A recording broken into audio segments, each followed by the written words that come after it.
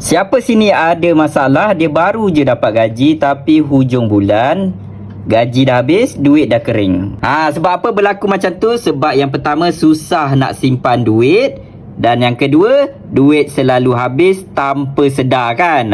Ni dua problem lah yang biasa orang tempuhi tiap-tiap bulan. Siapa yang ada problem ni, apa solusinya?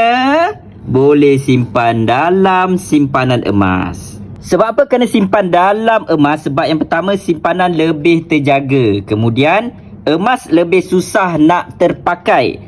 3. Bina aset sedikit demi sedikit. Yang keempat, kawal boros. Kesimpulannya, daripada semua ni mudah je. Kita mustahil jual emas simpanan kita semata-mata nak berbelanja benda yang tak penting, benda yang bukan-bukan. Contoh, kita jual 1 gram semata-mata nak beli teh ais, semata-mata nak beli keropok leko.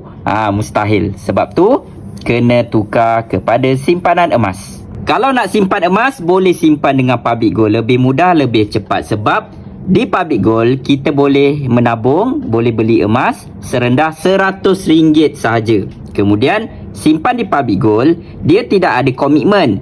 Jangan risau, tak wajib beli tiap-tiap bulan. Kalau ada bajet, beli menabung. Kalau tak ada bajet, tak ada masalah. Yang ketiga, emas fizikal. Kalau kita simpan dalam akaun emas, kita boleh withdrawkan emas fizikal tu. Okey. Yang keempat, emas 999.9. Yang ini adalah sesuai, sangat-sangat sesuai untuk tabungan, pelaburan, simpanan dan sebagainya. Yang keempat, tiada upah, tiada cas simpanan. Kalau simpan setahun ke, simpan 2 tahun ke, jangan risau, tidak ada sebarang cas. Boleh simpan dengan hati yang lapang kan. Okey, jadi kepada siapa yang nak menabung emas, dia ada nak cuba simpan dalam bentuk emas, nak ada tabungan tiap-tiap bulan, nak ada dana kecemasan, boleh hubungi saya untuk saya bantu daftarkan akaun Public Gold secara percuma, tak perlu bayar apa-apa. Nak simpan emas, boleh bermula di Public Gold dan boleh hubungi saya. Saya Anas Razi, dealer Public Gold anda.